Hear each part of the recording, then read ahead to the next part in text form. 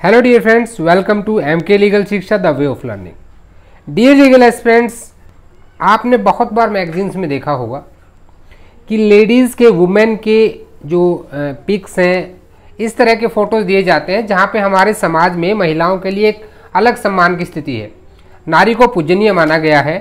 लेकिन women right की हम बात तो करते हैं, लेकिन बहुत बार ऐसा होता है कि उनकी ऐसी पिक्चर्स आती हैं, इस तरह के पब्लिकेशंस आते हैं जो वो एक वुमेन को डिप्रेव करते हैं, उनको डेरोगेटरी इमेजेस प्रिंट की जाती हैं पब्लिकेशंस में, तो उनके खिलाफ एक कानून बनाया गया और आज हम उसी कानून की बात करने वाले हैं। माइनर लॉ सीरीज का हम स्टार्ट कर रहे हैं। देखिए, अगर आप चैनल पर नए हैं तो सबसे पहले चैनल को सब्सक्राइब कर लें और साथ ही बेल आइकन को भी प्रेस करें, जिससे आने वाले माइनर लॉज के सारे वीडियोज आपको मिलते रहें।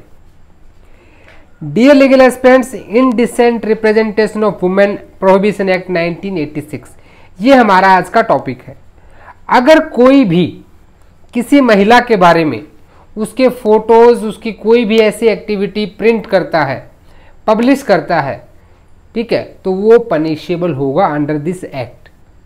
इन today's class we are going to deal this act because woman is always asking for the help from the state. तो indecent representation of women prohibition act 1986, ये आपको भारतीय संविधान ने महिलाओं को अधिकार दिया है। अब सबसे पहले इस एक्ट की अगर मैं बात करूं तो 1986 में एक्ट आया था। इसको 2012 में एक अमेंडमेंट भी इसमें लाई गई, लेकिन वो राज्यसभा से तो पास हुई, लेकिन उसके बाद फर्दर उसको विड्रॉ कर लिया गया। 2021 में उसको विड्रॉ किया गया है और इसका अमेंडमेंट अभी पेंडिंग है, कभी पास होगा तो पता नहीं, लेकिन 1986 के बाद बाकी इसमें कोई अमेंडमेंट नहीं हुआ है। आज की इस क्लास में हम समझेंगे इस एक्ट का ऑब्जेक्टिव क्या है, व्हाट इज द ऑब्जेक्टिव, इसके स्केलेटन को अच्छे से समझेंगे और इम्पॉर्टेंट एमसीक्यूज जो कि आपके एग्जाम में आ सकते हैं। बहुत छोटा सा एक्ट है, ठीक है, उसके बारे में भी आज हम डिटेल में इसके बारे में चर्चा करेंगे। देखिए, टोटल अगर हम बात करें तो इसमें सिर्फ 10 सेक्शन आते हैं। सबसे पहले short title extent, definitions, prohibition of advertisements, prohibition of publication, power enter search, penalty, offence by companies, offence to be cognizable and bailable, protection of action taken in good faith and power to make rule. छोटा सा act है। We have to read this with CRPC and IPC। CRPC का role ज़्यादा है, but options articles के बारे में हम IPC को भी यहाँ पे डील करने वाले हैं, ठीक है। तो सिर्फ 10 सेक्शन है। Please note down the important points. आपके ADPO के एग्जाम में आने वाले क्वेश्चंस तो आपके प्रिपेयर होंगे ही होंगे, but I will insure you कि after this video you will have no doubt about this act. देखिए, सबसे पहले मैं ऑब्जेक्टिव की बात कर लेता हूँ। ऑब्जेक्टिव क्या है? इसका प्रीएम्बल ही इसका ऑब्जेक्टिव बताता है। किसी भी एक्ट में उसका प्रीएम्बल का क्या रोल होता है? It shows the intention of legislature behind that act, कि वहाँ पे लेजिस्लेचर का इंटेंशन क्या था। सबसे पहले मैं बात करूँ तो कहता है कि एन एक्ट टू प्रोहिबिट, ऐसा कानून जो क्या करता है? प्रोहिबिट करता है indecent representation of women through advertisements or in publications, writings, paintings, figures or any other manner and for the matters connected therewith or incidental thereto। यानी कि किसी भी महिला के बारे में कोई भी इनडिसेंट रिप्रेजेंटेशन किया जाता है, अशिष्ट रूपण किया जाता है, तो उसको प्रतिषेध करने के लिए अधिनियम लाया गया है, ठीक है। अब इसके बारे में हम और डिटेल में चर्चा करें, इससे पहले आपको दो इम्पॉर्टेंट चीज़ें यहाँ पे पता होनी चाहिए। सबसे पहले आपको पता होना चाहिए कि ये इस एक्ट को इनेक्ट कब किया गया, यानी कि भारत के राष्ट्रपति ने कब अपने हस्ताक्षर की। When it get the assent of the president on 23 December 1986। Date of enforcement, enact तो इस दिन हो गया, बिल एक्ट में कन्वर्ट हो गया, एक्ट बन गया, एक्ट पास हो गया, लेकिन उसको इन्फोर्स किया गया था 2 अक्टूबर गांधी जयंती के दिन 1987 को। कब किया गया? 1987 में। तो सबसे पहली चीज आपको समझ में आ गई होगी इसकी प्रीएम्बल से ही कि जो एडवर्टाइजमेंट्स हैं, पब्लिकेशंस हैं, पेंटिंग्स हैं, जहां कहीं भी वुमेन को इनडिसेंट वेज में रिप्रेजेंट किया जाता है उसको ये ऑफेंस बनाता है। यानी कि इसका नेचर कैसा है? ये क्रिमिनल नेचर का है। क्रिमिनल क्यों है? क्योंकि ये कोई रिलीफ नहीं देता। ये क्या देता है? ये पनिशमेंट देता है। क्या देता है? पनिशमेंट। दो तरह के ऑफेंस की बात करता है ये, एक सेक्शन 3 और एक सेक्शन 4, जहां पे अगर कोई एडवर्टाइज करता है या सेक्शन 4 में कोई पब्लिकेशन पब्लिश करता है, कोई मूवी बनाता है, तो वो सारी के सारी चीजें ऑफेंस की कैटेगरी में आते हैं। और फिर सेक्शन 6 जो है इसके बारे में सजा का प्रावधान देता है, पेनल्टी देता है कि यहाँ पे 2 साल की सजा और 2000 रुपये फाइन फर्स्ट टाइम में। सेकंड टाइम में सजा बढ़ जाएगी, उसको हम सेक्शन 6 में डिस्कस करेंगे। लेकिन मेरा बताने का तात्पर्य ये है कि जो कानून आपको पनिशमेंट देता है वो आपका क्रिमिनल नेचर का। Now we come to section 1। देखिए सेक्शन 1 क्या बात करता है? किसी भी एक्ट का सेक्शन 1 शॉर्ट टाइटल एक्सटेंट की बात करता है। शॉर्ट टाइटल एक्सटेंट में सबसे पहले क्या आता है कि इसका टाइटल क्या होगा? This act may be called the indecent representation of women. Indecent representation of women इस एक्ट का नाम रहेगा, prohibition act 1986। It applies to, it extends to, कहां तक? Whole India including Jammu and Kashmir. 2019 के अमेंडमेंट एक्ट के बाद Jammu and Kashmir reorganisation act 2019 act number 34, उसके बाद अब ये पूरे इंडिया पे लागू होगा।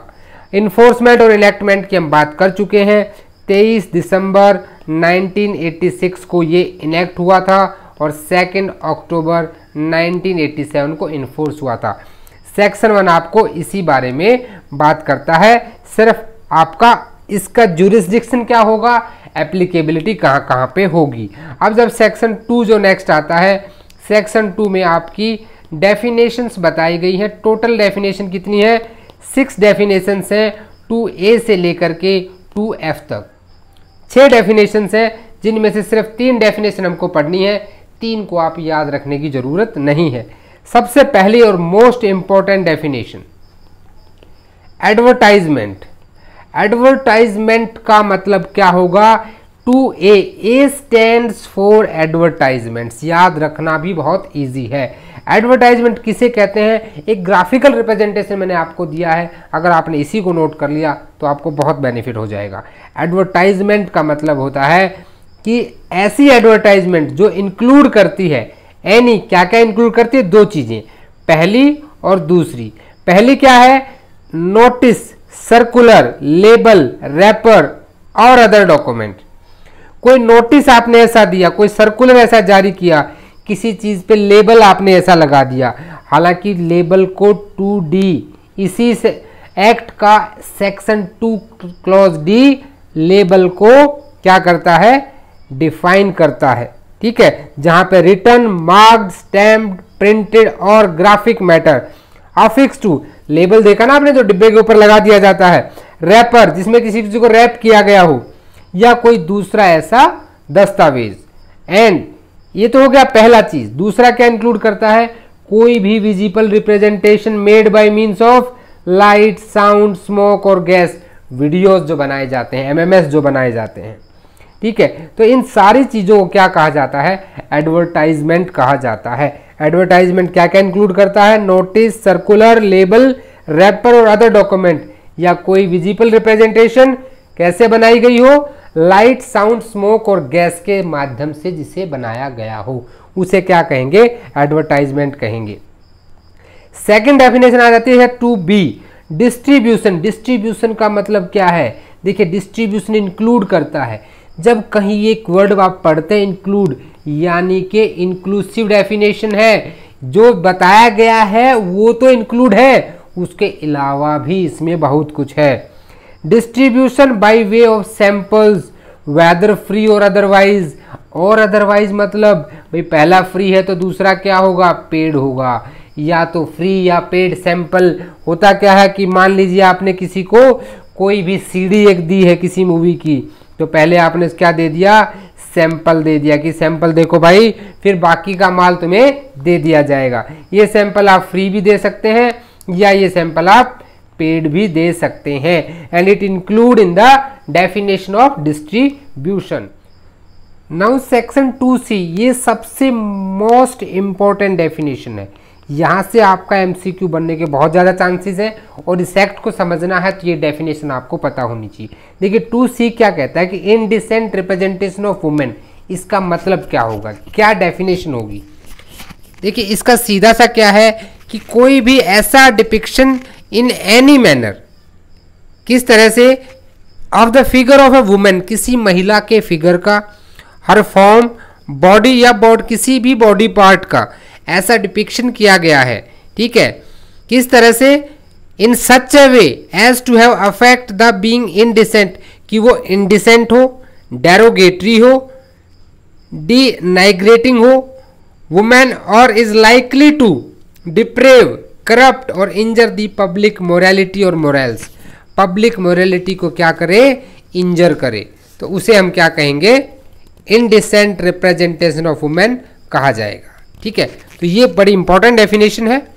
किसका डिसेप्शन होना चाहिए, वुमेन का होना चाहिए, वुमेन के फिगर का, उसकी बॉडी पार्ट्स का, इस तरह से जिससे कि उस वुमेन को इनडिसेंट, डेरोगेटरी एंड डिनाइग्रेटिंग लगे, जो वुमेन को डिप्रेव कर देते हैं, करप्ट करते हैं या फिर किसी पब्लिक मोरालिटी को हर्ट पहुंचाते हैं, ऐसी चीज़ों को इनडिसेंट रिप्रेजेंटेशन ऑफ वुमेन कहा जाएगा।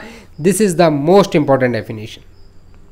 बाकी 3 डेफिनेशन और हैं, इनको आप देख सकते हैं, लेबल की, पैकेज की एंड प्रिस्क्राइब्ड की। ये ज़्यादा इंपॉर्टेंट नहीं है बट आप एक बार इनको फिर भी देख सकते हैं। अब आते हैं सेक्शन 3 पे। देखिए सेक्शन 3 जो है ये एक ऑफेंस है। ऑफेंस की डेफिनेशन है, 2 तरह के ऑफेंस है यहाँ पे। एक ऐड देना, prohibition of advertisement, prohibition of advertisements containing indecent representation of women, उसके प्रोहिबिशन को प्रोहिबिट करता है, यानी कि उसे ऑफेंस माना जाएगा अगर कोई ऐसा काम करता है तो। नो पर्सन सेल, ये एक्ट क्या कहता है, कोई भी व्यक्ति ना तो पब्लिश करेगा, ना ही पब्लिश कराएगा और ना ही कोई ऐसी अरेंजमेंट करेगा उस पब्लिकेशन या एग्जीबिशन की। जो आपके आर्ट गैलरी वगैरह में एग्जीबिशन लगते हैं, ना तो कोई ऐसी चीज़ पब्लिश करनी है, ना पब्लिश करवानी है, और ना ही किसी एग्जीबिशन की या पब्लिकेशन की व्यवस्था करनी है, अरेंजमेंट नहीं करनी है। Any advertisement which contain indecent representation of women in any form, यानी कि जो पब्लिश करेगा वो भी, पब्लिश करने वाला भी, पब्लिश करने में कराने वाला भी और उसकी हेल्प करने वाला भी, सभी यहाँ पे ऑफेंडर की कैटेगरी में आते हैं। ये आपका सेक्शन 3 है। सेक्शन 4 फिर कहता है कि प्रोहिबिशन किस पे है, पब्लिकेशन पे, सेंडिंग बाय पोस्ट पे, books pamphlet containing indecent representation of women. जो मैंने आपको पहले एक न्यूज़पेपर की कटिंग दिखाई थी, हालांकि वो न्यूज़पेपर इंडिया का नहीं है, लेकिन इस तरह की चीज़ें अगर कोई करता है, पब्लिश करता है, तो वो सेक्शन 4 में क्या हो जाएगा, पनिशेबल हो जाएगा। सेक्शन 4 क्या कहता है, सेक्शन 4 को एक चार्ट के माध्यम से समझिए। जो चार्ट मैं आपके सामने यहाँ बना रहा हूँ, प्लीज़ इन सभी चार्ट्स को अपने पास बना लें। देखिए सेक्शन 4 बहुत सिंपल सी बात ये कहता है कि अगर कोई भी व्यक्ति, यहाँ भी वही बात है कि नो पर्सन, कोई व्यक्ति सेल प्रोड्यूस और कॉज टू प्रोड्यूस, ना तो प्रोड्यूस करेगा, ठीक है, ना ही प्रोड्यूस कराएगा, काज टू प्रोड्यूस, ना सेल करेगा, ना हायर करेगा, ना कराएगा, अंडरस्टूड, लेट टू हायर, ना डिस्ट्रीब्यूट करेगा, ना सर्कुलेट करेगा, और ना ही send by post any book, pamphlet, paper, slide film, writing, drawing, painting, photograph, representation of figure which contain indecent women in any form, जो किसी महिला को इनडिसेंट दिखाते हो, ऐसे किसी भी मटेरियल को ना प्रोड्यूस करेगा, ना कराएगा, ना बेचेगा, ना हायर करेगा, ना किराए पे देगा, ना राइटिंग को, ड्राइंग को, पेपर को, स्लाइड को, ऐसी किसी भी चीज़ को, ठीक है। लेकिन इम्पॉर्टेंट यहाँ पे क्या आ जाता है, इम्पॉर्टेंट आ जाते हैं आपके प्रोवाइजो। यहाँ प्रोवाइजो दिए गए हैं 3। सबसे पहले प्रोवाइजो को समझिए क्या कहता है। सबसे पहला प्रोवाइजो कहता है कि जितना मटेरियल अभी हमने बात किया है, क्या क्या मटेरियल था जहाँ पे, any book, pamphlet, paper, slide, film, writing, drawing, painting, photograph या रिप्रेजेंटेशन और फिगर, इन सारी चीज़ों को अगर कोई पब्लिश कराता है तो उस पर ये लागू नहीं होगा। तो पहला प्रोवाइजो कहता है किस पर लागू नहीं होगा, अगर वो किस में किया गया, पब्लिक गुड के लिए, पब्लिक गुड के लिए, इन interest of art, science, literature, या फिर किसके लिए, किसी जनरल कंसर्न के लिए, लर्निंग पर्पज के लिए, जनरल कंसर्न के लिए, फॉर लर्निंग पर्पज। तो वहां पे क्या है, ऐसे पब्लिकेशन को क्या है, कानून सेक्शन 4 के ऑफेंस में नहीं मानेगा। यही प्रोवाइजो दूसरी बात भी कहता है। ये प्रोवाइजो 1 का ए है, प्रोवाइजो 1 का बी क्या कहता है। बी ये कहता है अगर उससे बोनाफाइड रिलीजियस पर्पज के लिए रखा गया है, किस चीज़ के लिए, रिलीजियस पर्पज के लिए। ठीक है, ये हो गया प्रोवाइजो 1। प्रोवाइजो 2 अब यहाँ पे क्या कह रहा है, प्रोवाइजो 2 कह रहा है अगर कोई, आपने देखा होगा अजंता एलोरा की गुफाएं हैं, बहुत सारी ऐसी पुरानी साइट्स हैं जहाँ पे बहुत सारी पुरानी मूर्तियाँ बनी हुई हैं भाई, जहाँ पे आपको नग्न अवस्था में, दूसरे हालातों में ऐसे दिखेंगे। अगर वैसी आज के टाइम कोई पिक्चर किसी मैगजीन में प्रिंट हो जाए तो हंगामा हो जाए। तो उन चीज़ों के बारे में, ऐसी कोई भी चीज़ जो एक बहुत पुराना एक्ट है जहाँ पे ancient monument and archaeological sites remains act 1958, act of 1958, उस एक्ट के अंडर अगर कोई भी चीज़ आती है जिसे क्या किया गया हो, इनग्रेव किया गया हो, यानी पत्थर में खोद खोद के बनाया गया हो, पेंट किया गया हो, या किसी दूसरे तरीके से बनाया गया हो, तो उन पर भी ये लागू नहीं होता है। अब इसी में दूसरी चीज़ क्या है, दूसरी चीज़ पहली तो हो गई जहाँ पे एक्ट नंबर 1958, और इसी में सेकंड क्या आ जाता है, दूसरा आ जाता है अगर किसी टेम्पल में या फिर भगवान को ले जाने के लिए कोई कार, रथ या कोई ऐसी चीज़ बनाई गई है जिसे प्योरली रिलीजियस मैटर के लिए यूज़ करना है, वहाँ पर भी ये एक्ट लागू नहीं होगा।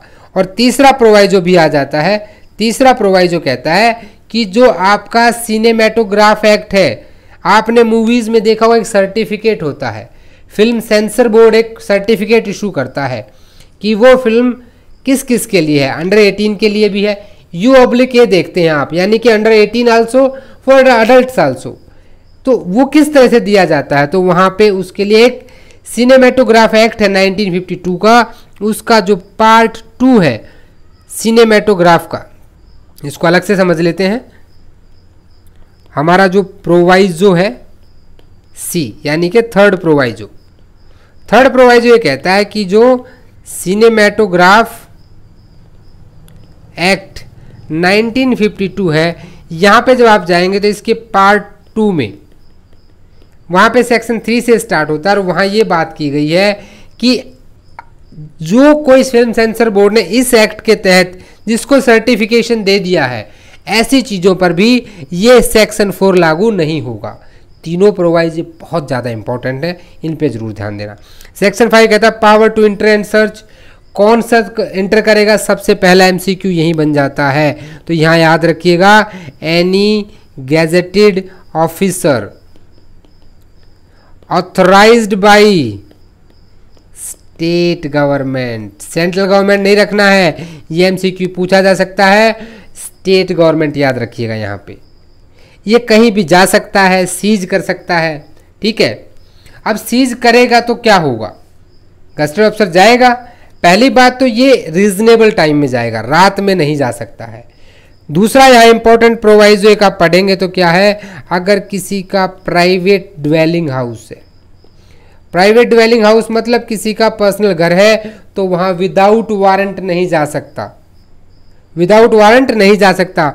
और वारंट कैसे इशू होगा, तो उसके लिए सेक्शन 94 CRPC 1973 फॉलो होगा। क्या होगा, CRPC में हमने पढ़ा था ना, चैप्टर चैप्टर 791 से लेकर के 106 तक। ये किसके बारे में बात करता है? 105 तक ये बातें करता है आपका प्रोडक्शन ऑफ थिंग्स के बारे में, जहां हम 93 से वारंट स्टार्ट हो जाते हैं, 94 में, 95 में, 97 में, 4 ऐसे सेक्शन हैं जहां वारंट इशू होता है, लेकिन यहां सिर्फ सेक्शन 94 एप्लीकेबल होगा बिकॉज ऑफ सेक्शन 5। ठीक है, ये यहां पे आपको याद रखना है। ये बात कौन कहता है? सेक्शन 5 का सब सेक्शन 2 कि सीआरपीसी का सेक्शन 94 यहां लागू होगा। अंडरस्टूड। दूसरी चीज क्या है? एक एमसीक्यू और यहां बनता है, वो बनता है आपका सेक्शन 5 के सब सेक्शन 3 से। किसको इन्फॉर्म करेगा? नियरेस्ट मैजिस्ट्रेट को इन्फॉर्म करेगा सीज करने के बाद। सीज करने के बाद he will inform the nearest magistrate.